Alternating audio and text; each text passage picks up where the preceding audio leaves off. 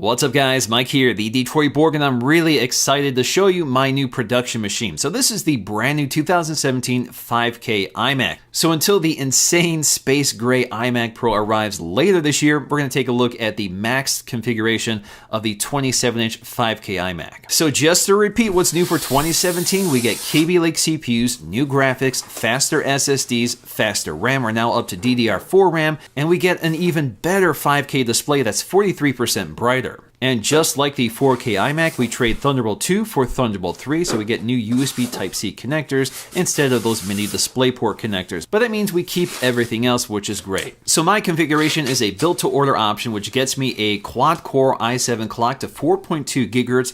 That's the only Core i7 you can get in the iMac. I also stuck with 8 gigs of DDR4 memory, so at least we have faster memory, but it's much cheaper to upgrade this myself, and I'll do that later in this video. Otherwise, it costs $1,400 to upgrade to 64 gigs. I went with the 3TB Fusion drive, which again combines an SSD with the inexpensive storage of a hard disk drive. I just need more onboard storage, so I choose that most of the time. But of course, if you want the fastest drive, go for one of the SSDs, but it does get quite expensive. So the 2TB SSD costs an additional $1,300 over the 3TB Fusion drive. Although you don't need the Core i7 to get it, we also get the Radeon Pro 580 GPU with 8 gigs of video memory. That's a really impressive video card, and we're going to take a look at the performance later in the benchmarks. When it comes to the included accessories, the first thing we have here is the power cable, which is nestled in one of the styrofoam blocks. We also have the accessory box, which you can configure to other Magic accessories, but I just went with the default configuration, which gets me a Magic keyboard and a Magic mouse too. I've done reviews on these previously, and I'll leave that linked in the description below. Now underneath the paperwork, we'll find a lightning cable for recharging those accessories, and the paperwork itself is pretty familiar. We have a quick start guide, regulatory and warranty information, a set of white Apple stickers, and a microfiber cleaning cloth. So when it comes to upgrading the RAM, they make it pretty simple. You just need to lay the iMac flat and make sure the glass is protected when you're doing this. So the RAM access door is just behind the hinge, so you just have to pop that up to see the door. Now to release that door, all I have to do is press a button that's hidden within the power connector. This will release the panel, and you just pry it off. Now inside the panel, you'll see some instructions on how to remove or install the RAM, and you'll actually see that the panel itself is surrounded by friction fittings that prevent it from rattling when it's installed. So this is the first time an iMac gets DDR4 RAM, so the upgrade kits are a little more expensive than they were. So in my case, I bought two 32 gig kits to max it out to 64 gigs. So for 2 kits, it was about $500, which is still less than half the cost that Apple would charge. And if you want to buy one of these kits, I'll leave it linked in the description below. So to remove the old RAM, all we have to do is spread the clips apart and the tray will spring forward. Then we can go ahead and remove the 4 gig sticks. Once that's done, all we have to do is slot the new RAM in place, making sure that the pins are lined up correctly and seated. So you just want to make sure you hear a click and it bottoms out properly. Once you get all 4 RAM sticks installed, you can push the tray back down, it snaps into place, and then we can go ahead and reinstall the RAM door.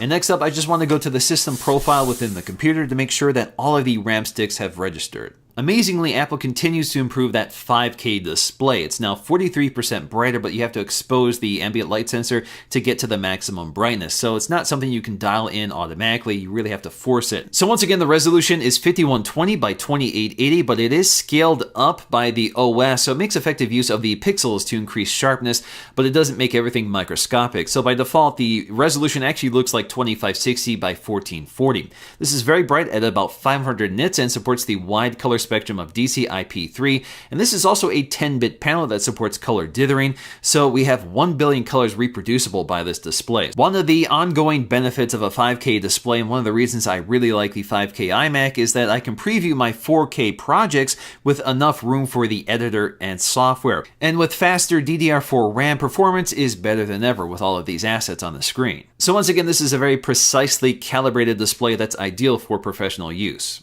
Just like all of the other new Macs this year, it seems they've tweaked the anti-reflective coating on the display, so it seems to be a bit more effective.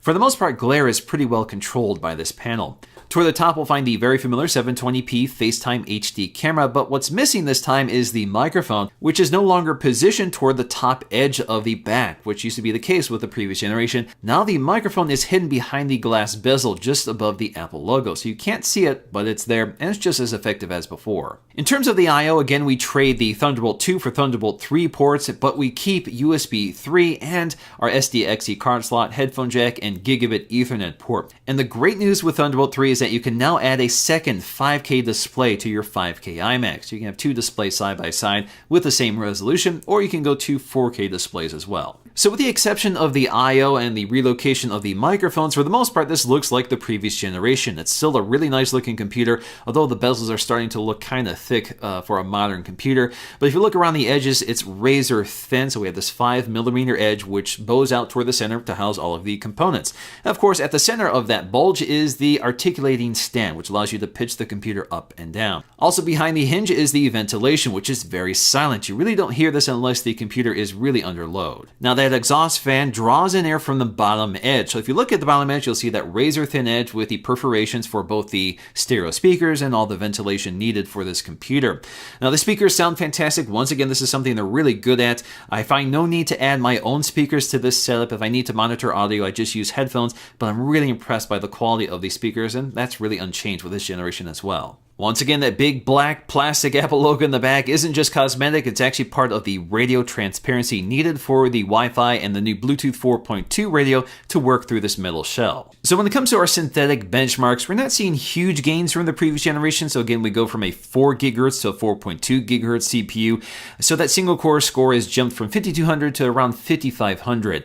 The multi-core score is a little more significant. We've added over 1,000 points to the multi-core score from the previous model. In terms of graphics performance, we trade the Radeon R9 with 5 gigs of RAM to the Radeon Pro 580 with 8 gigs of RAM, and that added 20 frames per second to our OpenGL score and brought our CPU score from 822 to 900. So those are pretty big jumps. Something that's more significant is the read and write speed of the Fusion drive, which has gone up quite a bit. So in terms of read speed, we go from about 1700 to around 2500. In terms of the write speed, it's doubled to about 800. So for me, I think the biggest update for this generation really is the pricing. So I think you get a lot more for the money than you did before. I remember when this configuration used to cost well over $3,000.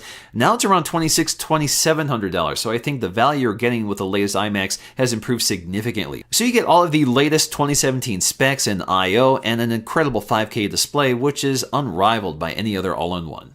So when it comes to tech, this is one of my favorite items. This is what I use to create my business. This is what I use day to day. This is what I spend the most time with. And if you want to see this one compared to the iMac Pro, make sure you stay tuned for that video. And if you guys enjoyed this one, please let me know with a like, and I'll see you again in my next video.